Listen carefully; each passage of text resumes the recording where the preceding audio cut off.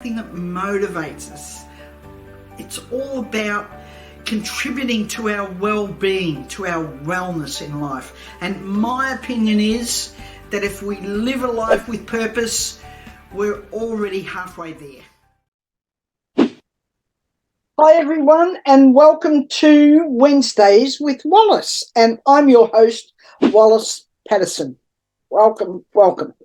Okay, now today's show is titled Why the Silver Economy is Global, referring to my notes, writing things down. So why is it global? Well, it's global because we have a growing,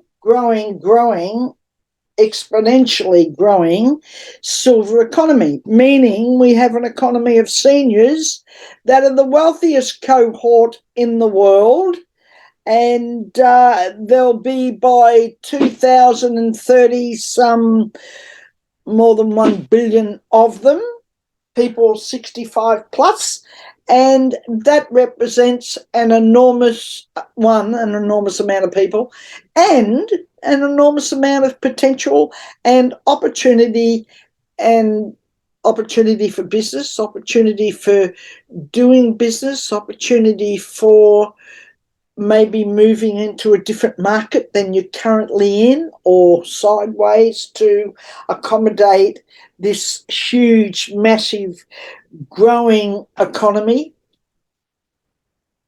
which incidentally, by 2030, will also represent people that will have spent or be spending about $15 trillion.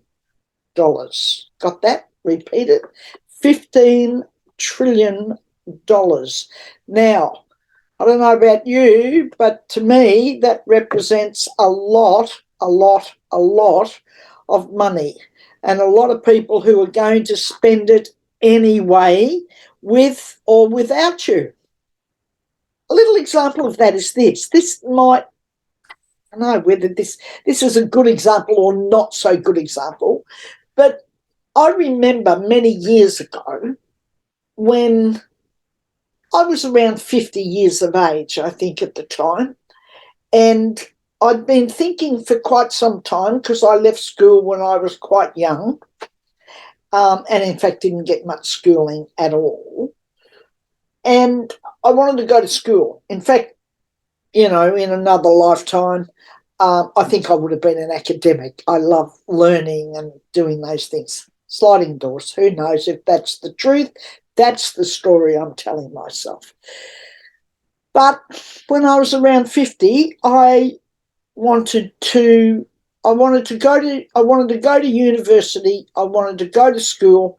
I wanted to go and get tertiary qualifications and a tertiary education. And I didn't have, the normal things that you would need to gain entrance to a university.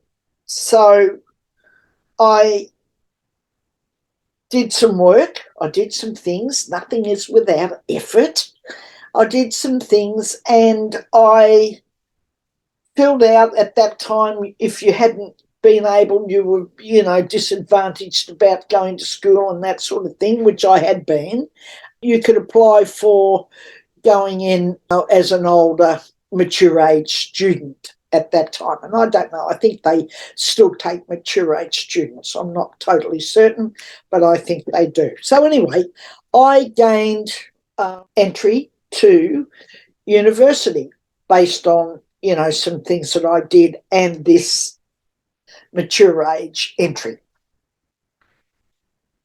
And I started off at uni. I wasn't quite sure what I wanted to do. Well, I actually wanted to do law, and that sort of stemmed from back, that's another story, but it stemmed back from when I was around 15, 16 years of age or earlier. I wanted to be a barrister. I wanted to do law.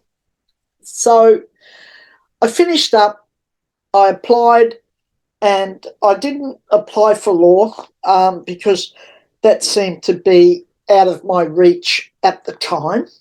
But I applied for an arts degree to major in anthropology and international development studies.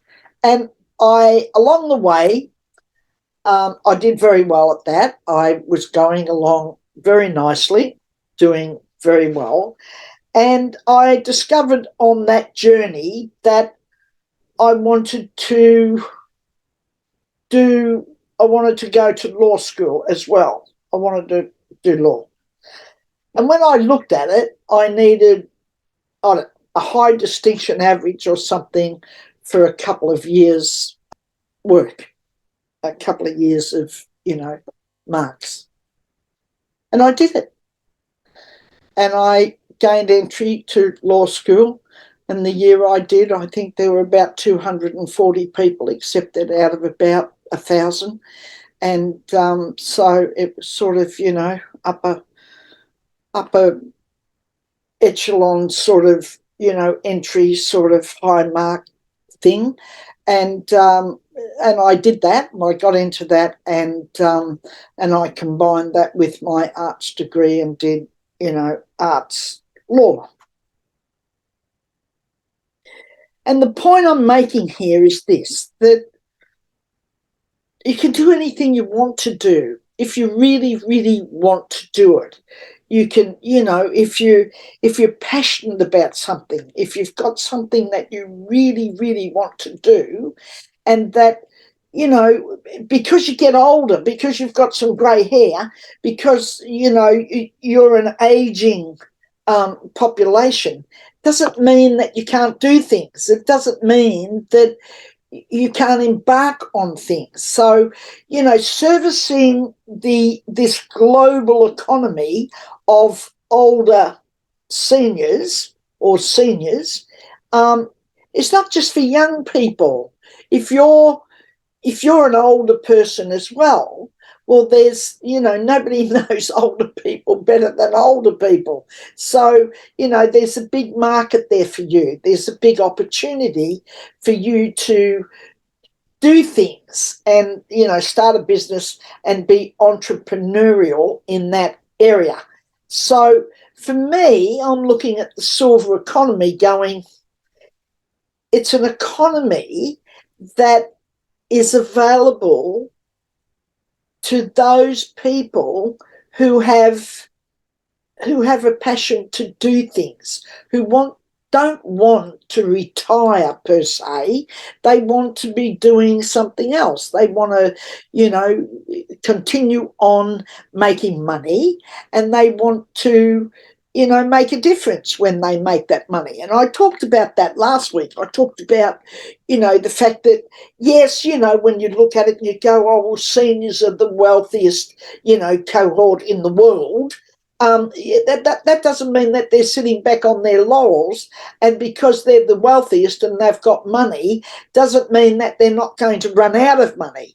And it doesn't mean that as a senior, you'll probably run out of money before you run out of time. So, and certainly, post-COVID, with all of the changes that have taken place in the world and all the things that have gone on and all the ups and downs, and we're certainly living, none of us can look at the world today and go, wow, it's anything like the world we knew, or even, pre-COVID. I mean, so many things have changed. A pandemic turned the world upside down. And, it's those types of things that come along in life, and they come along in our own lives personally. And for this particular thing, they've come along, on a global scale. So that changed the way that we do things, the way we look at things. It's changed money. It's changed the availability of money and where money comes from and how we generate it. And this whole thing that I'm doing is around exactly those things. How do we generate money? What do we do? And we can like I did, we can re-educate ourselves, and and incidentally, I never did go and, practice law, and I never did go off and become a barrister because other things took place and, other things eventuated. But it wasn't wasted because it was something personally I wanted to achieve, for me. Why do we have such a big economy of aging people? How did that come about? Well, I did a little bit of research, and what I've turned up is that it's come about because the older countries, the oldest countries in the world, not the younger emerging countries, they have older people as well, Asia, lots of areas, but these older countries that exist, of course, have, populations of people who are older. It's not rocket science, is it? I mean, older countries, older people. And so a big percentage of the aging population is certainly in those countries that are more developed and older and have been around, a whole lot longer, so to speak. So they have, the biggest percentage of, of aging or of seniors. It is a huge marketplace. There's no doubt. If you want to do some research on that, there's certainly plenty out there. Take a look at. For me personally, my interest, my niche, my passion, so to speak, is around entrepreneurship. It's around being in business for ourselves. It's around doing things for ourselves, whether that's a hobby business or whether it's a fully fledged bigger business, whether it's, purchasing something that's already existing and making, more of it with your experience, or you have particular experience in a particular area. Well, then it may well be that you're looking, you could go and purchase another business for yourself and you could build on that. I'm looking and I'm focusing on those very entrepreneurial endeavors that start off with one person, us as individuals, start off with ourselves. We start off with a contingent of one, and we build on that. And it may well be that you have more people helping you, more people working for you, and that may well be through outsourcing the particular things that you need or want. I've had a virtual assistant that has been helping me for about 3 years now, or more than 3 years, and we've worked together and we're a great team. And that gorgeous young lady does heaps and heaps of things for our business, and she lives in the Philippines. So, you may outsource, and as time goes on, we'll be looking to expand on that base. But you will begin more than likely with just you. If you're starting the sort of business or looking to put a passion you already have in place, then you'll be looking at something like what I'm talking about and what I'm going to be talking about over these next few weeks. Now, if you're interested in the things that I'm saying, click on the button below and subscribe to Bold Not Old and Wednesdays with Wallis. We'd really appreciate your being part of what we're doing and part of what we're saying. And I'd welcome your questions. I'd love to have you make comments. So click on the subscribe button and, subscribe to Wednesdays with Wallis. As I said, we'd, love to have you, and we'd love to have you on board. And lots of really fabulous things are happening. We will be launching our course, which is called Passion to Entrepreneur. We'll be launching that on the 17th. We'll be putting that out for launch so that on the 28th of June will be our first online webinar for that. And that will be running for 6 weeks. So we're very excited about that.